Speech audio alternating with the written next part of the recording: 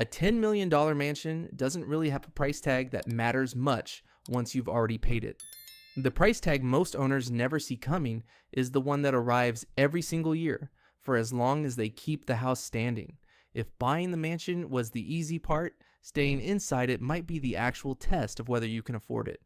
If breakdowns like this are useful to you, go ahead and hit subscribe now, because we take apart the real economics behind a different business or asset just like this one every single time. Here's the naive mental model almost everyone starts with. You save up or you make enough money and you buy the house outright or you finance it, and from that point on, the house is just yours. The number that mattered was the purchase price, and now that number is in the past. That model works fine for an ordinary home. It falls apart almost immediately once the home gets large enough to actually be called a mansion. Wealth managers and family offices who advise ultra-high net worth clients use a rule of thumb that surprises almost everyone hearing it for the first time. A large estate typically costs somewhere between 1% and 4% of its purchase price every single year just to maintain, before a single dollar of financing or mortgage interest is even counted. On a $10 million property, that's somewhere between $100,000 and $400,000 a year, recurring forever, just to keep the asset in the condition it was in on closing day. Start with property tax, because it scales directly with the one number that defines a mansion in the first place: assessed value. A $10 million estate in a high tax jurisdiction can generate a property tax bill well into six figures annually, and that bill doesn't care whether the owner had a good year financially or a bad one. Insurance is its own separate problem. A standard homeowner's policy isn't built to cover a property of this size or value, so mansion owners typically need specialized high-value coverage and premiums at scale with square footage, replacement cost, and the presence of features like pools, guest houses, and detached structures, often running tens of thousands of dollars a year on their own. Most owners also end up carrying a separate umbrella liability policy on top of the base coverage. A property with a pool, a long private driveway, and staff coming and go every day carries meaningfully more liability exposure than an ordinary home, and insurers price that risk accordingly. It's another recurring line item that never shows up in the listing price. Financing itself is more expensive than buyers expect too. Loans above a certain size don't qualify for standard mortgage terms and fall into what lenders call jumbo territory, which usually means a larger down payment, stricter income and asset verification, and sometimes a higher interest rate than a conventional loan. Even buyers who could technically afford the monthly payment often find the qualification process alone filters out anyone who hasn't planned for it years in advance. Then there's the utility bill, and this is where the naive model really breaks. Heating and cooling a 15,000 square foot house isn't 5 times more expensive than heating and cooling a 3,000 square foot house.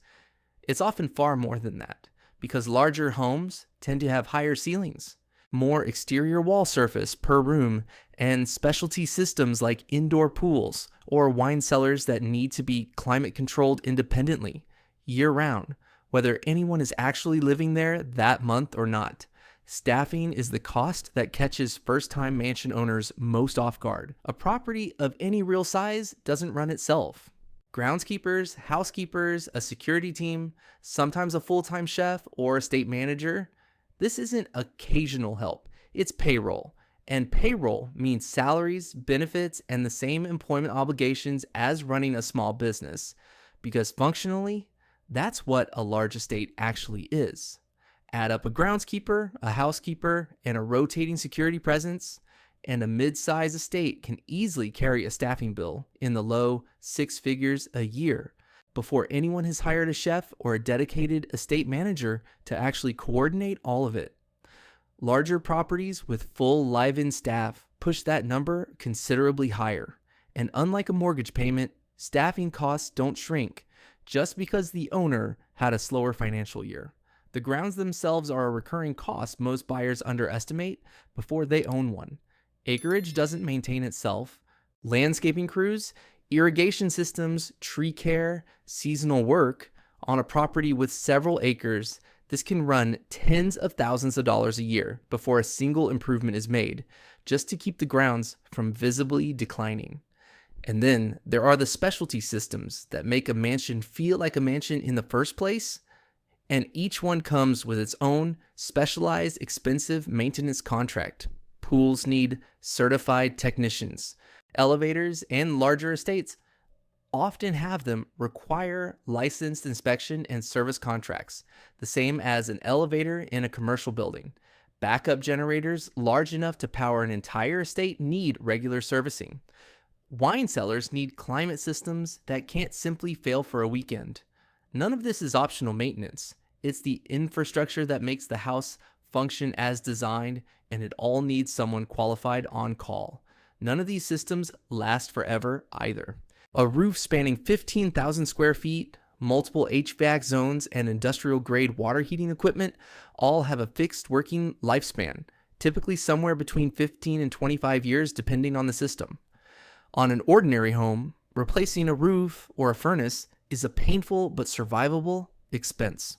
On an estate this size, replacing any one of these systems can run into six figures on its own, and a well-run estate has to be setting aside a reserve fund for exactly that eventuality every single year, the same way a well-run apartment building does, or the owner ends up facing a six-figure surprise bill on top of everything else. Here's a part of the cost structure that almost never gets priced in at the moment of purchase: the bespoke architecture itself. The unique features that make a specific mansion desirable to the person who buys it, a particular floor plan, a specific style of woodwork, a custom-built theater room, are often exactly the features that don't matter to the next buyer. Renovating or maintaining highly customized architecture tends to cost significantly more than standard construction because there's no standardized part or contractor pool for it. Every repair is closer to a custom project than a routine fix, which leads to the part of mansion ownership that has nothing to do with maintenance at all: how hard it actually is to get out. A starter home in a normal market might sell in a matter of weeks. A $10 or $20 million estate is a fundamentally different kind of sale. The pool of buyers who can afford that price point and who want that specific size, style, and location is tiny by comparison. Luxury properties routinely sit on the market for 6 months, a year, sometimes considerably longer, and the longer a trophy asset sits unsold, the more leverage shifts to the buyer, who knows exactly how few other buyers are competing for it. It's not unusual for a high-end estate to eventually sell well below its original asking price, not because the house lost structural value, but because the buyer pool at that price point is small enough that a handful of lost negotiations can define the entire outcome of the sale. Every month the property sits unsold is also another month of property tax, insurance, staffing, and utilities, all continuing to run at full cost on a home nobody's living in, which quietly erodes whatever price the eventual sale actually nets. Several major markets add one more cost that only shows up at the exit: a mansion tax.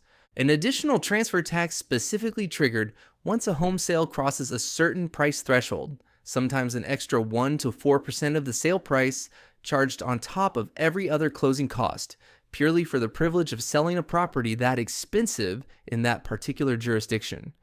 Put all of that together, and the pattern behind mansion owners who get into real financial trouble looks remarkably consistent. It's almost never that they couldn't afford the purchase price. It's that they budgeted for the mansion as a single number instead of as a recurring annual obligation, and a few years in, they're asset rich and cash poor, sitting on $10 or $20 million of home equity while struggling to cover a monthly carrying cost that rivals a corporate payroll. So if you're pricing what it actually takes to own a mansion, the purchase price was never the real number.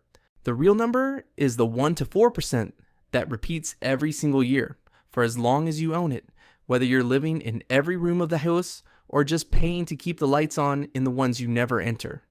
If this breakdown was useful, subscribe for more videos like it, leave a like, and tell us in the comments what you thought. And if you know someone who'd find this interesting, send it their way.